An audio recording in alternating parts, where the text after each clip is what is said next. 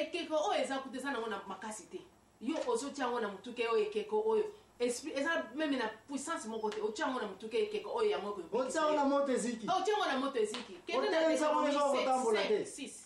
chapitre 7 verset 6 tina 1 verset 5 tina 6 hein ozotia makanisi ke ekeko oyo soki bapesi ngango na latengo na kingo na luketo oyo na tiango na fimo ndako oyo soki na beleli yango nazokende ekoprotege ngai oyo nyonso nakobelela na ekeko oyo nyonso nakoloba ekondima ekeko ya dagon toyoki ekweyaki ebuka na kikutu yo ozotia makanisi nini ekeko oyo ekobikisa yo bima na bosoko wana bima ebende oyo eza eloko eza ata na makasi te otiango na mutu médaille nyonso soki na lati yango protection nanga ezali yango médaille yango otiango na moto ekomi mai kende na Lévitique chapitre 26 verset 30 ekoyebisa babiloko oyo eza malamu te ndeko Lévitique 26 30 ndenge okutolobi nzambe alobi ke merci lokola bimisi Lévitique 26 30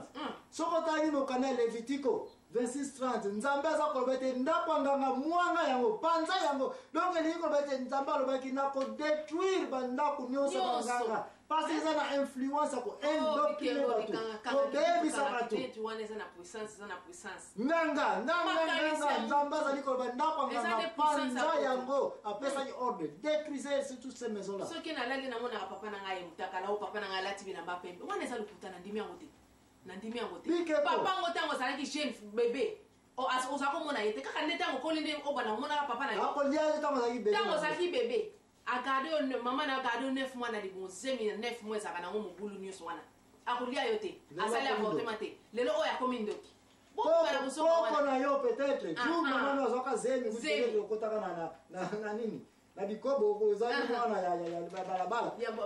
mama na yaka bwaka aningaka bwaka koko wana ene yo mama na yeki koko na yo azwi ya papa pesa ni ngala abokole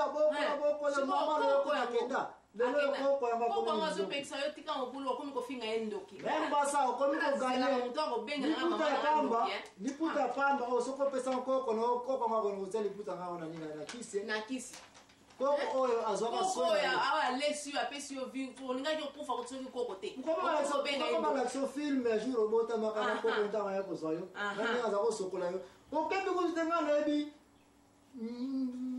mama moko boye to fille moko boye koko na abengaka ye mama poni parce propre mama na ekuta avana ye vine nyonso akole pa ya koko koko wana aza ndoki mais sikoyo koko oza kobenga elobilobi mama na kutu ayeba ino kosokola ye te totiaka makambo malamu na monoko na biso mpo soki mpe moto aza esprit lelo oyo soki ngai nasolobela mama nanga mabe mama nanga mpena na baye na mi mama nanga soki mpena asambelaka akomonanga na butu l'activiste Annie akolota ngai yango alobi oyo nyonso ozobema na monoko na biso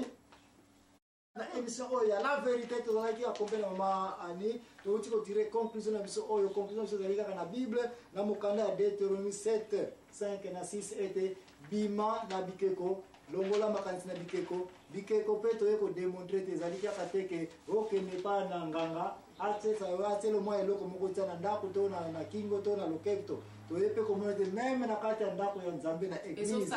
idolatrie ezali kosalema apartir bapaster na biso idolatrie ya monene ezali koleka apartir ya nini na makanisi force mutu makanisi ya mutu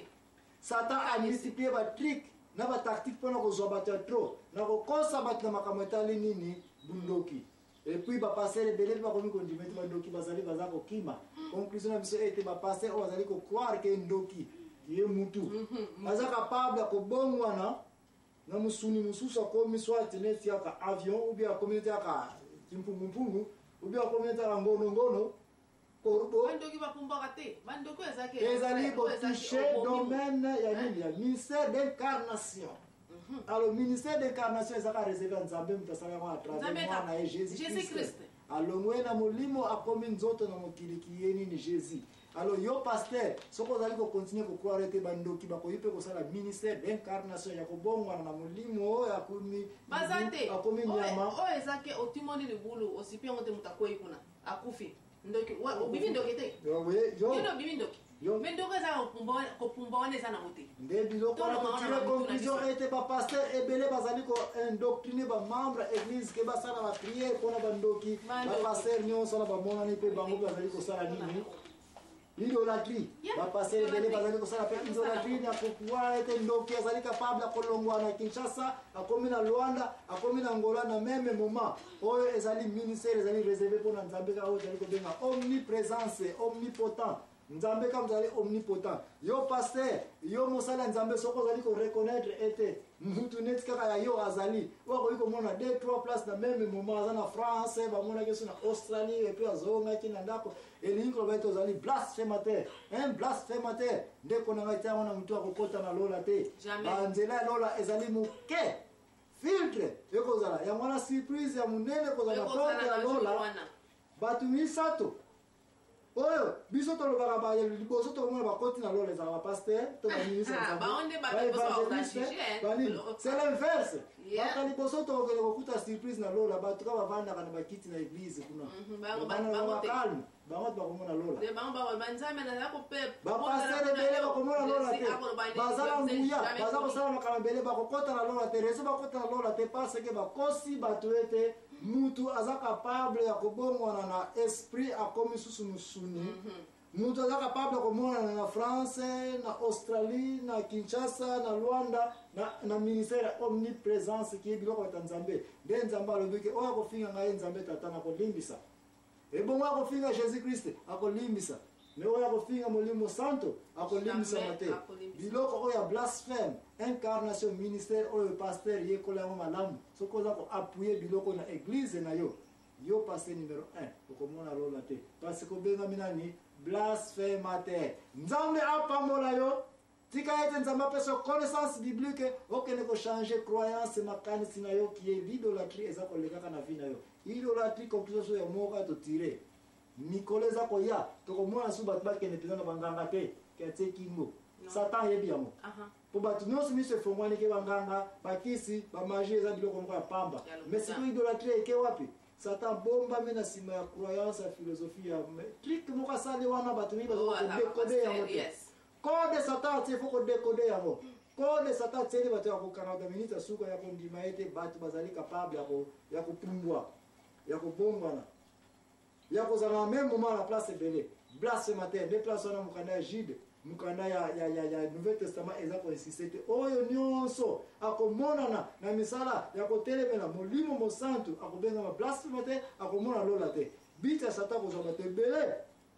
bamona nzambe te na kala aza kozwa bato na idolâtrie ya bikeko trik ne wana ese emonani trik ya mikolo oyo blasphème na incarnation merci nzambe apambola bino bokende kotanga bible malamu bobenga biso na 081 089 12 7 et 4 ngai l'impresario Joachim Mezamboa na mama Ani tozalaki accompagner bino awa mpona kopresente émission oyo ya l'idolâtrie nzambe apambola bino au revoir.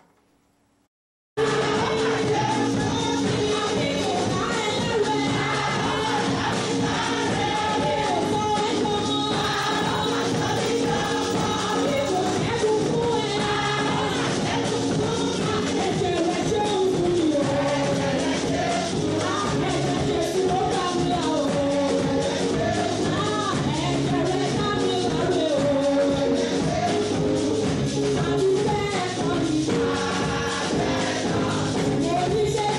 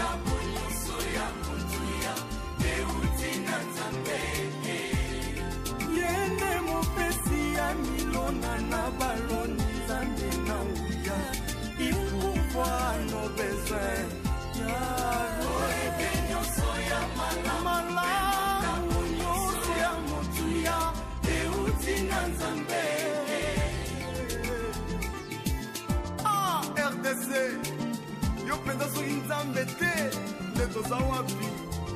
omona bafonctionnaire bazosala salaire eza ya malonga te me na bandako baboti eza sikobika ngolu ya wiwi